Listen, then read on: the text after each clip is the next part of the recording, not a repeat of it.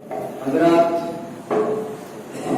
موصوف یہ کہتے ہوئے ہمارے نظر سے اوجھل ہو گئے کہ تیرا نام کتنا مختصر، تیرا ذکر کتنا طویل ہے، تیرا نام کتنا مختصر، تیرا ذکر کتنا طویل ہے، مجھے کون تجھ سے الگ کر دے، میں اٹوٹ پیاس ہوں، تو جھیر کر دے۔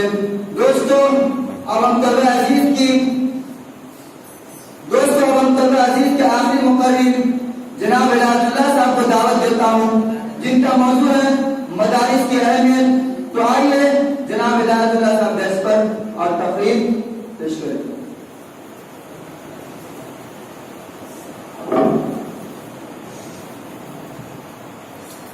بسم اللہ الرحمن الرحیم، بسم اللہ وبہ نستعین، اما بعد فاعوذ باللہ من الشیطان الرجیم، بسم اللہ الرحمن الرحیم۔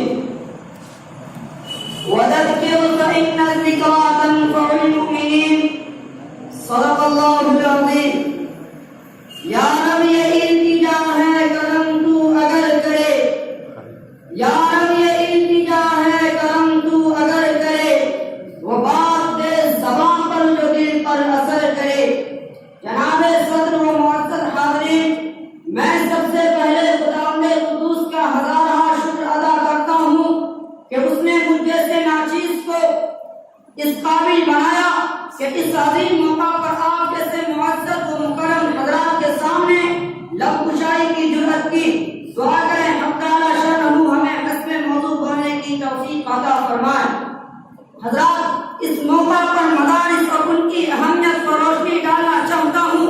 یہ مدارس جو پیش نظر ہے، جو جھوپڑیوں اور چھپراؤں کی شکل میں، کوئی بیشک قلعہ، کوئی بہترین و شاندار عمارتوں کی شکل میں ہے، یہ اسلام کے مضبوط قلعے ہیں، یہ دین کے اعلی انسان ہیں، یہ اسلامی کلچر اور ثقافت کے آئینہ دار ہیں، یہ اخلاص و ایمان اور اخلاق و روحانیت کے سرچشمے ہیں۔ یہاں مردہ دلوں کو زندگی ملتی ہے، یہاں تشنگان کو سیرابی ملتی ہے، یہاں طلبہ کے قلوب میں اخوت و ہمدردی، مساوات اور رواداری کی تخم ریزی کی جاتی ہے۔ آنے والی زندگی کے لیے اسے ٹریننگ دی جاتی ہے، انہیں مستقبل کے لیے تیار کیا جاتا ہے، اسے سوالوں کے جوابات یاد کرائے جاتے ہیں۔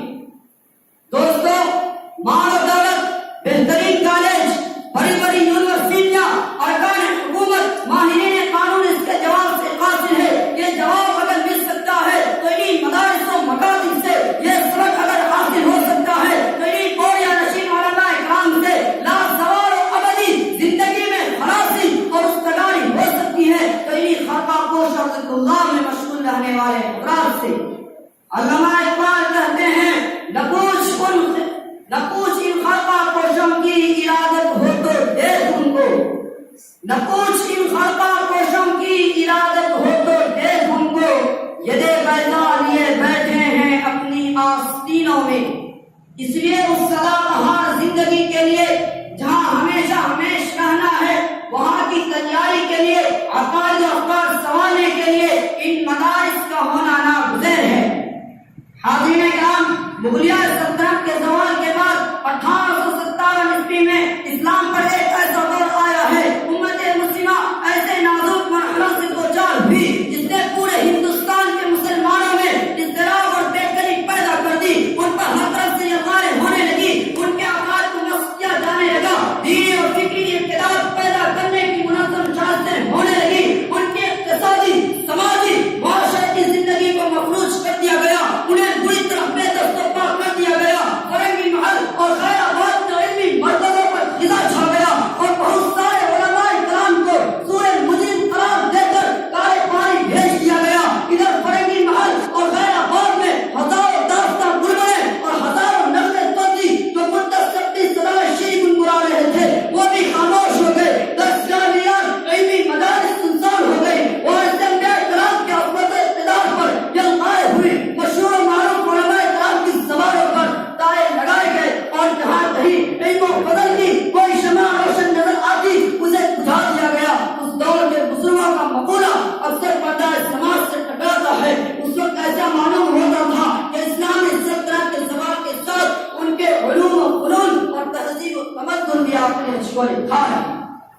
ان حالات میں خدائے کائنات کے چند بندے کھڑے ہوئے، انہوں نے حالات کے رفتار کا گہرا جائزہ لیا، ماحول کے تقاضے کو پہچانا تو انہیں محسوس ہوا کہ سلطنت اور شاہانہ اقتدار کے زوال کے بعد آپ صرف دینی علوم ہی ایک سرمایہ ہے جس کے قیام و استحکام سے مسلمانوں کے وجود کے تشخص و انفراد اور استحکام کو امید کی جا سکتی ہے۔ چنانچہ انہی ضرورتوں سے ہنگامہ 1857 عیسوی کے بعد مندرجہ ذیل مدارس ہندوستان میں قائم ہوئے، جس میں دارالعلوم دیوبند، مدرسہ مظاہر علوم اور مدرسہ شاہی مراد آباد قائم کیے گئے۔ دارالعلوم اسی سیاسی ظلمتوں کے خوفناک ماحول میں مسلمانوں کے علوم و فنون کا ایک منارہ نور ثابت ہوا، اور دارالعلوم کے قیام کے بعد ملک میں سینکڑوں ہزاروں مدارس و مکاتب کھلتے چلے گئے، جس میں ندوۃ العلماء لکھنؤ، جامعہ اسلامیہ ڈھاوے، مدرسہ عتیقیہ جامع مسجد، مدرسہ اسلامیہ عربیہ بیت العلوم، مدرسہ قاصر العلوم، جامعہ رحمانی خانقاہ منگیر وغیرہ یہ سب علمی مراکز ہیں جو تاہنوز اسی شان و شوکت کے ساتھ قائم ہے۔ اس کے لاکھوں ہزاروں خزرا آج تمام اسلامی اور غیر اسلامی ملکوں کے گوشے گوشے اور چپے چپے میں کنتم خیر امہ کی مصداق بن کر رسالت معاف کی تبلیغ و تعلیم میں ہمت مصروف و منہمک ہے۔ اگر اس وقت علماء کرام کھڑے نہ ہوتے تو آج ہر ہر گھر میں انجیل پڑھائی جاتی، ان کے عقائد و افکار و بت پرستی کا بول بالا ہوتا، الحاد و لاطینیت کا ہر ہر گھر مرکز ہوتا، قرآنی افکار اور اسلامی سوچ سے لوگ دین اور دوستوں دور ہوتے، انہیں اپنے آقا سرور کائنات صلی اللہ علیہ وسلم کی حیات طیبہ سے واقفیت نہ ہوتی۔ ان مدارس نے ایسے عظیم الشان کارنامے انجام کیے ہیں جو ناقابل فراموش ہیں۔ حضرات، اس وقت چپے چپے پر مدارس قائم ہیں، یہ بہت بڑی نعمت ہے۔ یہ مدارس معاشرے میں دین کی ہڈی کی حیثیت رکھتے ہیں، یہ اللہ اور رسول سے آشنا کرنے کا ایک قوی ذریعہ ہے جو ہم سب کا مقصد حقیقی ہے۔ اس لیے ہم سب کا تعلق بھی اس سے ایسا ہی ہونا چاہیے جیسے جسم کا روح سے، آفتاب کا روشنی سے، پھولوں کا خوشبو سے۔ اگر یہ تعلق باقی ہے تو سمجھ لیجیے جسم روح دونوں زندہ ہے، اگر یہ تعلق ختم ہوا تو سب کا خدا حافظ ہے۔ میرے محترم بزرگوں اور دوستوں، میں ان اعتراض کرنے والوں کو یہ بتانا چاہتا ہوں جو یہ کہتے ہیں ان مدارس سے کچھ حاصل نہیں ہوتا، اس سے ڈگری اور نوکری نہیں ملتی، یہاں کے لوگ قوم پائبار ہوتے ہیں، ان میں شور و بیداری نہیں آتی، وہ کان کھول کر کے سن لیں مدرسہ کس چیز کا نام ہے۔ یہ مدرسہ ہی کی برکت ہے۔ جب ہندوستان کو ضرورت پڑی تھی تو ان مدارس نے حجت الاسلام مولانا قاسم نانوت بھی دیا تھا۔ جب ہندوستان کو ضرورت پڑی تھی تو ان مدارس نے شیخ الہند مولانا محمود الحسن دیوبندی دیا تھا۔ جب ہندوستان کو ضرورت پڑی تھی تو ان مدارس نے شیخ العرب اور عجم مولانا حسین احمد مدنی دیا تھا۔ یہ مدرسہ ایک وکالت خانہ ہے جہاں آدم گری اور مردم سازی کا کام سکھایا جاتا ہے۔ مدرسہ وکالت خانہ ہے جہاں دین کے داعی اور اسلام کے سپاہی تیار ہوتے ہیں۔ مدرسہ وکالت خانہ ہے جہاں قلب و نگاہ، ذہن و دماغ ڈھلتے ہیں۔ مدرسہ وکالت خانہ ہے اس کا تعلق براہ راست نبوت محمدی صلی اللہ علیہ وسلم سے ہے جو عالمگیر بھی اور زندہ جاوید بھی ہے۔ مدرسہ کا تعلق اس انسان سے ہے جو ہردم جوان ہے۔ مدرسہ کا تعلق اس زندگی سے ہے جو ہم وقت رواں ہے۔ مدرسہ در حقیقت قدیم و جدید کے بحثوں سے باہر ہے۔ مدرسہ وکالت خانہ ہے جہاں نبوت محمدی صلی اللہ علیہ وسلم کی ابدیت اور زندگی کا نمونہ اور حرکت دونوں پائے جاتے ہیں۔ حاضرین کرام، آپ نے دیکھا زمانے نے کئی بار کروٹ لی ہے، وقت کے دھارے نے کئی بار اپنے بہاؤ کا رخ بدلا ہے، اور آپ دیکھ رہے ہیں کہ ملک کے گوشے گوشے میں اندلس کی 800 سالہ پرانی تاریخ دہرائی جا رہی ہے۔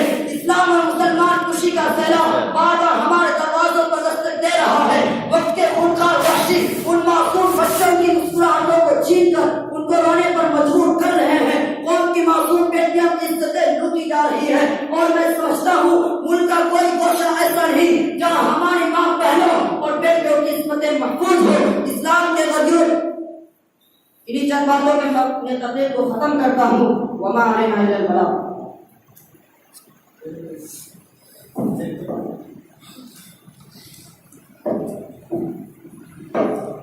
حضرات، آخر میں اپنے صدر محترم اور تمام اساتذہ اکرام کا تہہ دل سے ہدیہ تشکر پیش کرتے ہیں۔ 'کہ انہوں نے باوجود قلت اور وقت مشاغل مدرسہ کو قائم رکھا، اور ہمیں اس بات پر فخر ہے کہ آج بھی ہمارے مدرسے قائم ہیں۔ 'کہ انہوں نے باوجود قلت اور وقت مشاغل مدرسہ کو قائم رکھا، اور ہمیں اس بات پر فخر ہے کہ آج بھی ہمارے مدرسے قائم ہیں۔ 'کہ انہوں نے باوجود قلت اور وقت مشاغل مدرسہ کو قائم رکھا، اور ہمیں اس بات پر فخر ہے کہ آج بھی ہمارے مدرسے قائم ہیں۔ اور کثرت مشاغل پہ ہمارے دعوت پر لبیک کہا،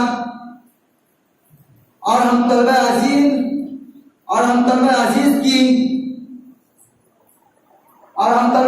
کی حوصلہ افزائی فرمائی، جس پر ہم لوگ 10 بددعائیں کے آپ لوگوں کا پرسبت آیا، اور محترم وجود ہمیشہ قائم رکھے، اور ہم تمام طلبہ اکرام کو آپ حضرات کی قیادت سے توجہ فرماتا رہے۔ تو حضرات، ہم نقطہ انجمن بزم قاسم کی تقریری اور نعت خوانی اور قرآن خوانی کے پروگرام اختتام پذیر ہوا۔ اب میں کلیمی خطبہ کے لیے اپنے محبوب ادارہ محتمم عالی مرتبہ